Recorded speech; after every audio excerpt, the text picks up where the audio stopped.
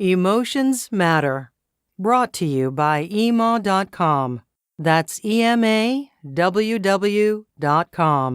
Your solution for emotional intelligence.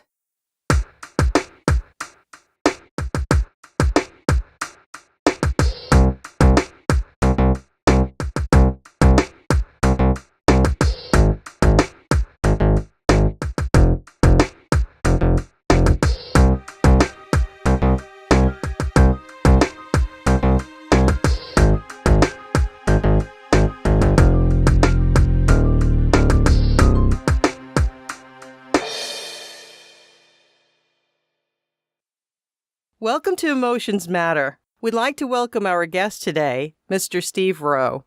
Mr. Rowe is the Chief Hypnosis Officer and owner and operator of Center City Hypnosis in Philadelphia, where he's been serving and helping thousands of clients since 2006 change unwanted habits and overcome fears. If you'd like more information about Mr. Steve Rowe, you can visit his website at www.centercityhypnosis.com. Welcome, Steve. Hello, Monique. So glad you could join us today. Oh, me too. I was visiting your website, and I just found it so fascinating. It certainly is not what I thought it was. And I'm glad that you're here today to help enlighten everyone else about what hypnosis really is and what it isn't and what it can or cannot do for folks. Here's the thing that I'm really curious about. I noticed in your background that you had a strong career path in computers. Mm-hmm. And then you went into the field of, you call it hypnotherapy, is that correct? I'm basically a hypnotist. I don't really consider myself a hypnotherapist. I'm plain old hypnotist. That's so there's a like difference. At least in my point of view, I think so. I don't really think of myself as a therapist in that sense. I'm just hypnotizing people to help them do things that they can already do, which they just need a little bit of help with. Now tell me, how did you even decide to get started in this business? What drew you to it? Yeah, as it says on my bio on the site, my story is a little bit different than the usual story you hear a lot of times in this sort of field where, people say they went to a hypnotist and it changed their life in some way and then decide to help other people. My story is nothing like that, really. As you mentioned, I have a pretty strong background in computers and database application development. I managed the application development department during the first .com bust. I acted as an independent consultant, essentially did like custom application development for lots of different industries, which was going really well and paid very well too. But I kind of tend to be the person that tends to get worried when things are going really well.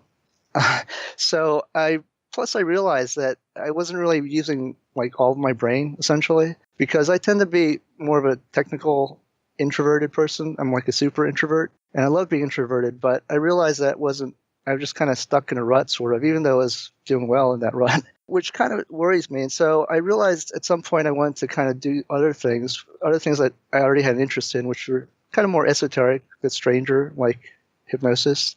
Essentially. But what really got me to selecting this business to get into was, it's a little bit odd. One day I was trying to come up with some ideas for what sort of new business to start. So the part of town that I live in is called Center City. It's in Philadelphia. So that's sort of the equivalent of Midtown in Manhattan. I figured that any business with a name like Center City, blank, blank, blank, would be a pretty good business name. So I went on searching domain names for internet domains, starting with Center City, blank, blank, blank, and just randomly put in a bunch of terms in there. Center City Hypnosis was available, and GoDaddy was having a sale domains for $9, so I bought it, essentially. And then, of course, I did some market research to kind of identify the market opportunity, if it could actually help people, if this market was big enough.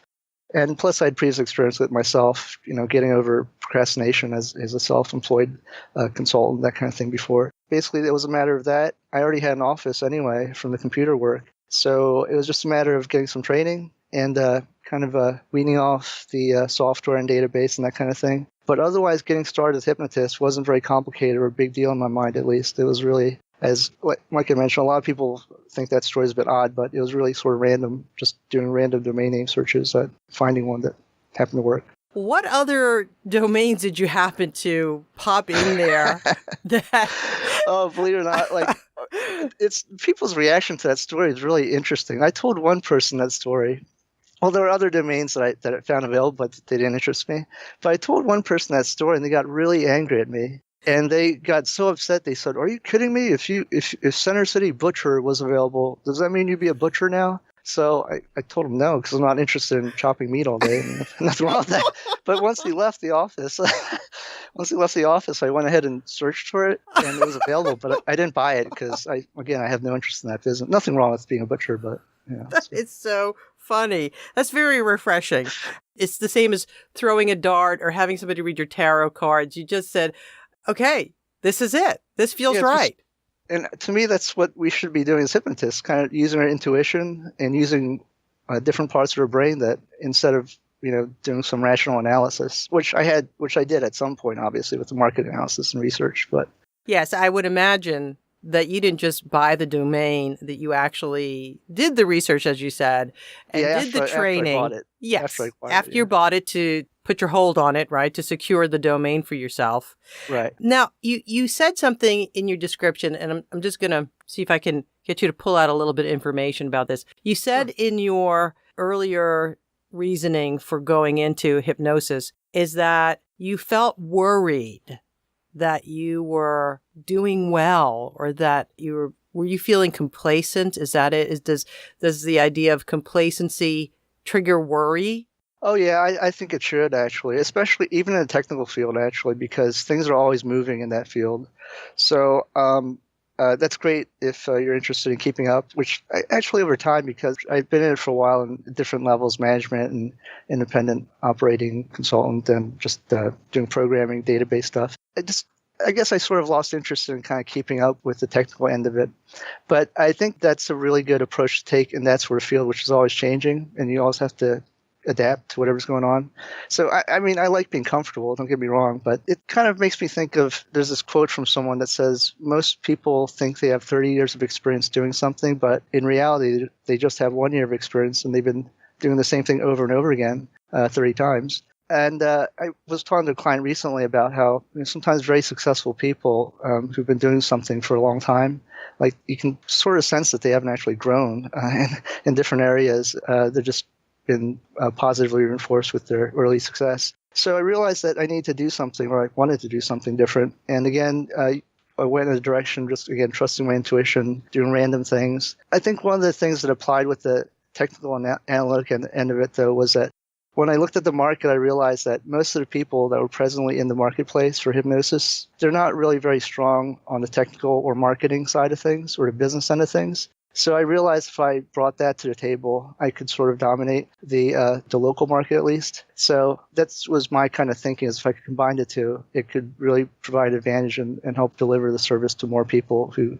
a lot of times, I think in the marketplace, a lot of the public, they're kind of turned off by some of how hypnosis and this sort of thing is presented. Nothing wrong with that approach, but more like the touchy-feely type of thing, which I'm totally not, as I mentioned, being a super introvert computer guy. And the weird thing is, I think there's an untapped demand for that sort of market which somehow I appeal to and have done pretty well with.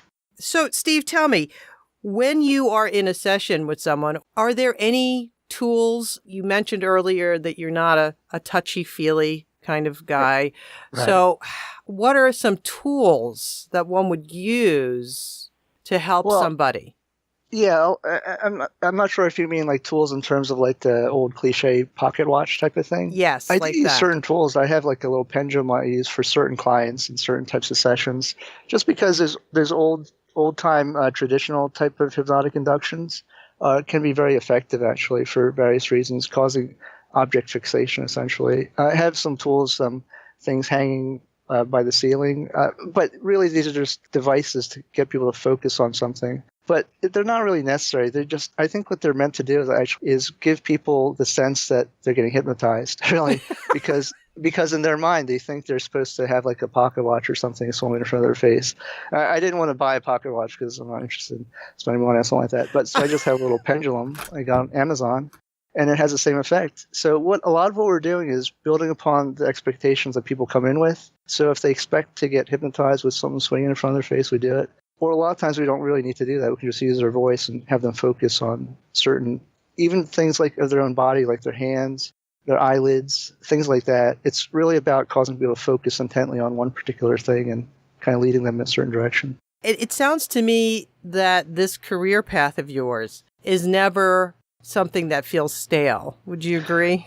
Yeah, that's exactly right. And that's one of the big reasons, one of the main factors that once I, did that random domain search, what I realized that could really appeal to me because, working with people is always different. I mean, there's certain common patterns, templates, so to speak, certain commonalities between everyone and lots of different issues, but every combination all the variables are so different that it never gets stale, you're right. So it's always interesting and always something new, and I always have to kind of stay on what they call on my toes and that kind of thing, spontaneous, which I really like because it just, yeah, exactly. It's never the same thing over and over again. So in your website, you talk about how you really don't want to get involved in what we'd call drama. Yeah. And to me, it would seem that this field invites drama. So how do you avoid that? How, like, for example, when we're dealing with emotions, there's an element of drama there, isn't there? Absolutely, yeah. And a lot of what I do is help people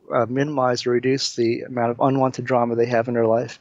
The reason I kind of present that side of that framing of drama on the website and marketing materials is because what I'm trying to do is I'm trying to divert away from population that is seeking drama and wants to get reinforced for having drama and problems in their lives and just someone to talk to and someone to commiserate with. I'm not judging that as anything, but that's something I'm not equipped to help with personally, either personality-wise or professionally-wise. So people who need that sort of support, they have other means of getting that type of support, and that's great for them. But I try to be careful about who I attract in terms of the people that I work with. So the people I work with tend to be along that same mindset where if they have drama in their life, they just want to minimize it, or they won't interrupt their life or cause them to be incapacitated in some way. That's their intention, not to talk about the drama and to go on and on about like I am now.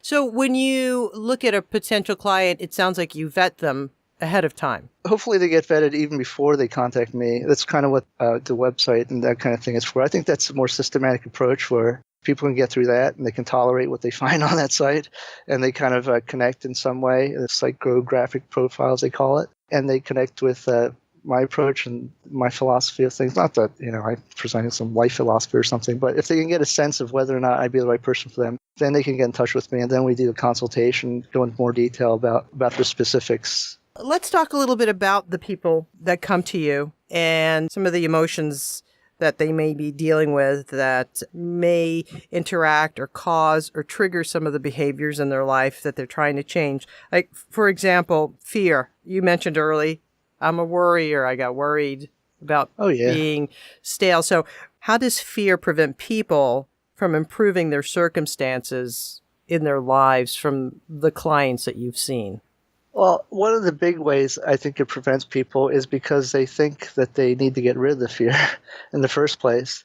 They have a mindset where the fear is framed as something that they need to get rid of or eliminate from their lives, like something that they shouldn't have, which, if we think about it, I mean, fear is built into, it's hardwired into everyone, really. It's like one of the fundamental methods of survival, really. And so it can't really be gotten rid of. But I think sometimes people begin to get into this pattern of thinking that they need to eliminate the fear, or they get afraid of feeling the fear, the feelings of fear, the symptoms and signs of fear. And when that happens, they become preoccupied with the feelings of, I'm sure you've heard of the fight or flight system, when their body starts to, different uncomfortable feelings in the body as they feel some sort of fear sensation. So when people become preoccupied with that, they kind of lose track of what they're actually trying to do, whether it's, giving a speech or taking a test or performing at some sport or artistic performance or something of that sort. So I think that's kind of, it sounds strange, but I don't think hypnosis is necessary. Most productively used to cause people to think that they're going to eliminate fear. If people come up with that idea, actually, at least I try to do, is to eliminate that idea that it needs to be gotten rid of, because that is, in a weird way, getting into a cycle of the fight or flight system, like they're trying to fight the fear, which is kind of counterproductive, if that makes any sense. Yeah, so you're trying to have them, first of all, address why they're afraid, basically. Yeah, that's a lot of, if that even needs to be done. Sometimes it's not necessary, but there's definitely cases where if with hypnosis, there's certain techniques we can use to address any sort of what's called like initial learning or imprint that may have imprinted subconsciously the fear, the trigger, the pattern. And a lot of times with hypnosis, if we can identify whatever early learning experience or recent learning experience that imprinted that learning, can sort of neutralize it or overwrite it or alter it in some way using hypnotic techniques so that it doesn't cause the future triggering of the fear response. In the process of working with somebody, do you see any kind of layering effect where you go from one emotion to another until you get to a desired emotion? And is the desired emotion going to be happiness? I mean, are we going from fear to anger? Do you understand, to sadness, to happiness? Do you ever see a sort of transitional? Absolutely. Yeah, absolutely. What you mentioned there about the fear and relationship with anger, especially, it's incredibly common in this type of work. Or, for example, I work with a lot of people for things like fear of flying, fear of driving, fear of public speaking, that sort of thing. In some of those cases, a lot of the issue is about control. And what I've noticed is a common pattern is, especially with fear of flying, fear of driving, that sort of thing, sometimes in other types of panicky situations, there's an underlying part of their life where something is bothering them, part of their life they can't control, and they have some anger, whether it's something about their job, their career.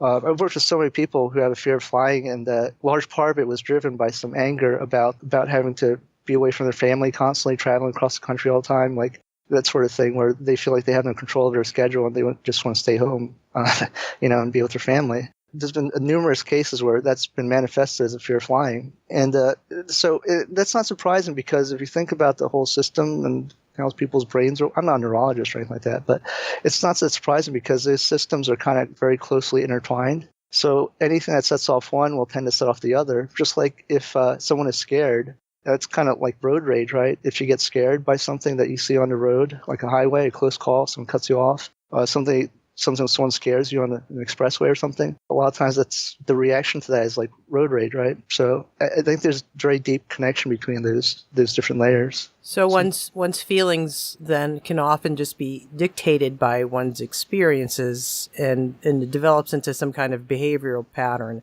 What would then be the ultimate feeling that you would want your client to achieve once they've gone through transition? So let's say they went from fear and then they went from anger because you're trying to help them release whatever it is that they're clinging to. Is it joy? I mean, what is that state that people are trying to achieve? I mean, yeah, that's a really interesting question. That's very relevant because just like if sometimes people come in and saying, I want to get rid of fear, I want to be fearless, I don't think that's even healthy, really. But if people come in overly obsessed with, I must be happy, I must experience joy in life, to me, that's kind of the same.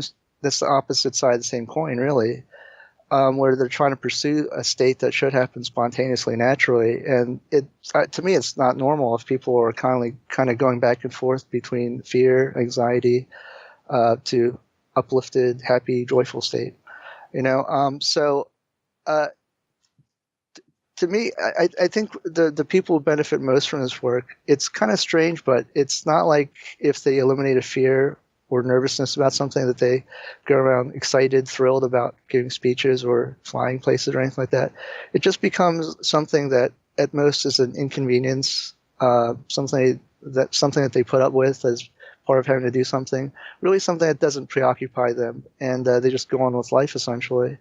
In my experience, it's not like we go from fear to happiness and joy and that kind of thing. It's more of a neutral state where they're just doing things that they would normally do. It's a normal course of life, really. It just becomes less of an obsession and less of something that's going to block their progress, basically, from moving ahead in life and doing basic activities or enjoying life. It won't inhibit them or prevent them from continuing on that journey. Yeah, exactly. I'll give you an example, just a brief example, like the common fear of public speaking. Everyone knows, everyone is aware that tends to be really common. It's kind of natural if you think about it. But in some cases, people get very obsessed about not being afraid and being very confident. And even in settings of like staff meetings where they just go around introducing themselves, my name is whoever, my name is Steve, my name is Monique. The anticipation as it comes to be their turn, that's all they're focused about, right? So the idea is if we do the work with success with hypnosis a lot of times, even if they have a meeting on the calendar, they know it's coming up. If they have to prepare, they prepare for it. If they have to present something. And even if they feel like the normal anticipation of, oh, it's getting my turn to speak or to introduce myself, it becomes something where it's, oh, I know what that is. It's just normal. It doesn't become something they obsess over or avoid. The real problem being, if they avoid going to these meetings or turning down speaking opportunities or traveling, that kind of thing. So that's really what we want to make sure that, and that's a lot of times when people seek help with this sort of thing, where they find themselves avoiding traveling, avoiding going on trips, avoiding moving up in their profession because it might cause them to travel or to speak in formal presentations. There's a funny quote a comedian said that the number one fear was speaking in public. Right. And the number two fear was death. And so the question was, you'd rather be, the guy in the coffin than the one giving the eulogy. And just the absurdity of all of that, I guess. And that's what was kind of funny. Yes. Yeah, yes. We do have a caller here.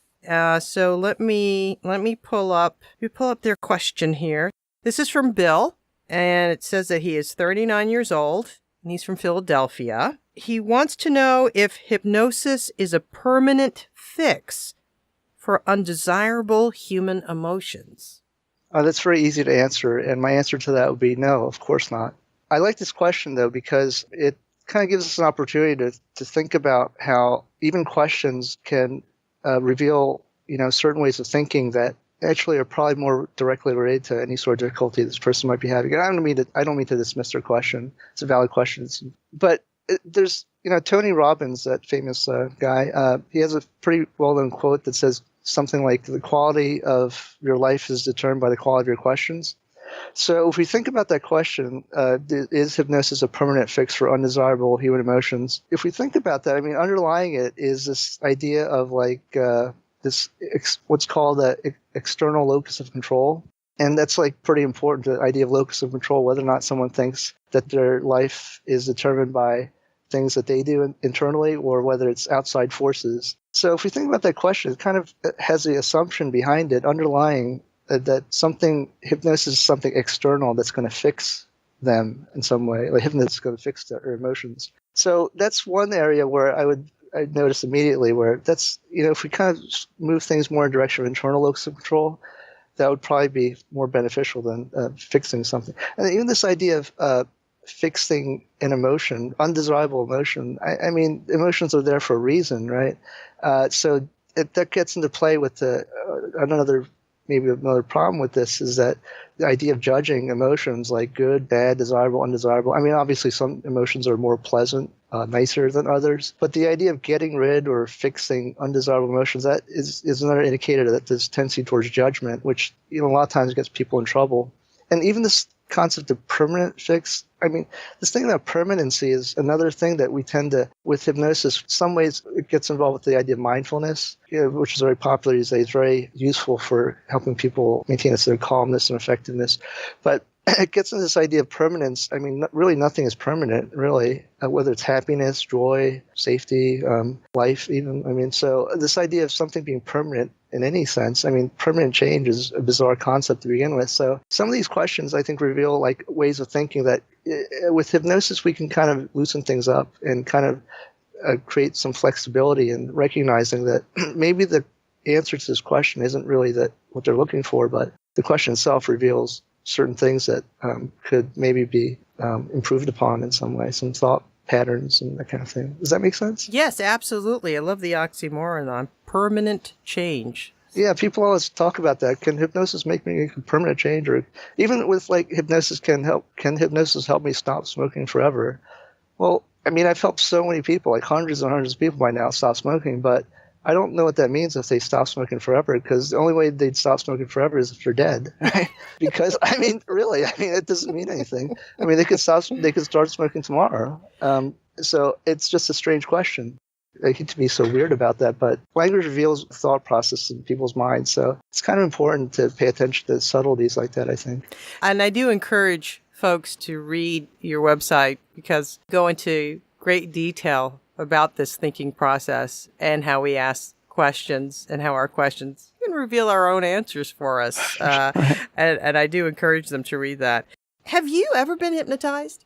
Oh, yeah. Of course, my experience is different than anyone else's and vice versa. Everyone's experience is different, but there tend to be some common things that even I experience that other people report as well, which I think what is happening during hypnosis, a lot of it is people are sort of entering, you don't go to sleep when you're hypnotized, or you shouldn't at least. But I think what part of it is going into a state where your body is manifesting some of the things that would happen naturally when you're in a sleep state. And then your mind is going to a state where it's dreaming, but it's directed in a dreaming way to process things or work on things in a certain way that's different than conscious problem solving. For me, when I've been hypnotized, it's sort of like your body goes into a state what's called cataleptic. It sounds scary, but really it's just your body gets very still and it's immobilized. And things like with eyelids locking, hands feeling different, that sort of thing, heaviness in the hands. And subjectively, at least, it's kind of weird, but I tend to be a skeptical person. So subjectively, what I tend to experience with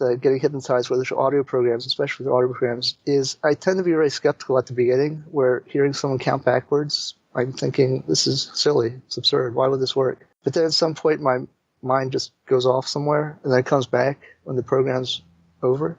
So that's something that other people have reported as well, where it just seems too simple and they go away for a little while. The mind goes somewhere. And sometimes they remember just like a dream. You remember some of what happened, sometimes more clearly than others. But then you come back and it's like, oh, that was weird. What happened? You are aware of where you are. You do hear the voice. You're not completely checked out, is what you're saying. There's got to be a give and take here. You know. There's especially with more there's some passive approaches, passive types of sessions where it's more about listening. Obviously, audio programs are more like that. There's things actually with certain audio programs I actually do personally.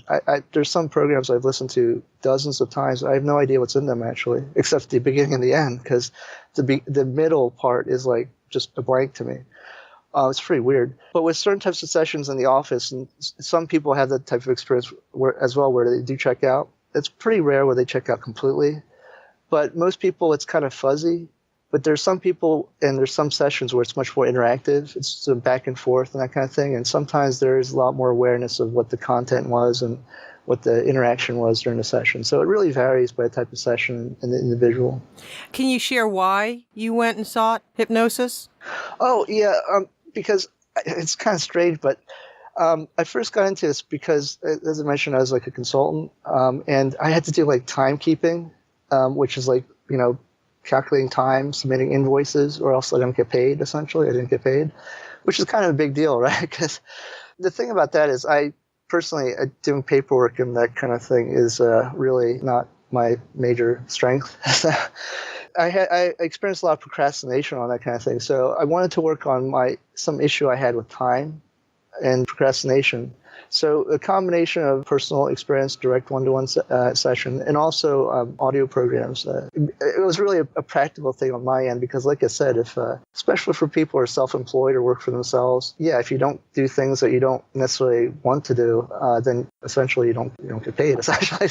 So I had to use hypnosis to kind of get over whatever hurdle or resistance was preventing me from just getting those things done. On your website, you say only come to me if you are the person who needs the hypnosis and not recommend somebody. Oh, yeah. I had to put that into place because early on in this business, I realized that the thing about this field is that there's a lot of misunderstanding about it. So it wouldn't happen too frequently, but it happened enough where like a family member, someone would set up an appointment for their husband, wife, boyfriend, girlfriend, family member, child, that sort of thing. And because they would think, okay, I'm going to set this appointment so my husband goes to see him and he's going to quit smoking, or I'm going to go send my girlfriend to this person so that they change in some way that they want. So I had to make sure I tried to make that clear that don't set up an appointment for someone else. Like don't nag other people into going to see a hypnotist, because that's totally counterproductive. Because that's starting off on the wrong foot, essentially. Because I do that sort of screening and I try to make that clear on the site, that's really been minimized. But some people do still somehow ignore that, and they set up an appointment for a family member or friend. But when I discovered that, sorry. Well, do you find that people find comfort then? In other words, can we sometimes hold on to these things as almost a security blanket? Yeah, kind of. I think so. Yeah, I mean, definitely a lot. I think there's in some cases, not all cases. Some cases are really simple. The unwanted behavior or the problem is actually there for a reason. People hold on to their behavior or habit or problem for a reason. And even hypnosis can be used to kind of bring that to the table and bring that to the surface. It becomes out in the open. And if people continue to choose that method of a security blanket, that's their choice. I really believe that, it sounds kind of weird to hypnotists talk about free will and choice, but even though hypnosis is kind of like involuntary, non-voluntary responsiveness at some level, personally, I have something against the idea of the hypnotist telling people what to do or how to live or how to behave, what kind of lifestyle to adopt or something like that. But definitely cases where, like I think you're alluding to, where sometimes the problem itself is there and the person, I don't know if they need it, but it serves a practical purpose to their mind to their life at some level. The fear is so great, or the anger is so strong, or even the joy is so strong that they don't want to let go of it. Yeah, that's sort of the, I think even getting back to one of the first questions you asked about the drama, I don't run into this too much anymore because I think I've gotten good at screening and that kind of thing. Yeah, I think there are some cases where some people, especially with anger, anger is something that actually can feel pretty good because it's associated with feelings of righteousness or victimhood or something, that sort of thing sometimes. So not that I'm not saying that certain things are definitely unfair and certainly victims and that kind of thing in society, but there are certain cases where those feelings are there to serve that purpose. People need it for some reason, where they hold on to it. And in those kinds of cases, it's very difficult to get rid of when there's actually an underlying reason that they're holding on to it, unless there's another way to satisfy that need that doesn't involve anger and that kind of thing. Yeah, well, definitely anger is a very powerful emotion and gives you a sense of power, too. So tell me, what is your future plans with hypnosis? I mean, are we going to get bored and feel stale in this? I mean, I'm waiting. Are you feeling worried yet that you're stagnant in this, or are you pursuing other things with hypnosis? The thing about hypnosis, again, it's that everyone's so different. All the issues are different, so it's never really stale, or it's always a kind of a continues to be interesting in that way. In terms of worrying and the complacency, I think I've actually really messed up in the past, actually, because over the course of the business, there have been phases where things were going great. And I kind of slacked off on a lot of certain things because this has been another reinforcement of my natural tendency to worry about things when things are going so well. Yeah, in terms of the business, it's curious thing about this business. It's not, I wouldn't even call it business necessarily, because it's not scalable, at least in this one-to-one work. And I think that's what I really enjoy doing and where I think it's most effective, I think. So it's not typically like the most structurally sound business, but there's plenty of rewards and benefits to it. And it seems to help, a lot of people that I work with. So I'll just continue doing it. And again, adapting to the market and any things that come along the way. But I think I have to be very careful about that, getting too comfortable and remaining adaptive to things of that sort. So, do you think this is the career you're going to retire in? Yeah, I don't even think of it as a career necessarily. It's not like a job or anything like that, but it seems to be something that I haven't gotten tired of yet, haven't gotten bored of yet, and I don't think I will because everyone is every person that comes in is unique. It's this strange paradox, everyone's different, but they're the same sort of, and there's always new things to learn. Although I try to avoid learning too much because that can get the mind constricted in certain schools of thought, which I think is not good. But the great thing about this business is there's always new things to learn and different things to pick up on, different things to experiment with, and essentially seeing what happens. And yeah, I think this is the long-term thing, unless I find like some other domain name that happens to be available, maybe I might go back and see if Center City Butcher is available again, but I don't know. Steve, it's been a real pleasure having you. All right. Well, thank you again for coming in and joining us and sharing your experiences and insight on the field of hypnosis. And I'm sure our audience picked up some great information, and I encourage them once again to visit the website because you give a lot of information on there. A myth buster. There's a lot of myth busting on there. And so I think it's very fascinating. So again, thank you so much, Steve, for joining us. Oh, thank you. It was great talking to you. I had a good time. Great. Bye. Bye.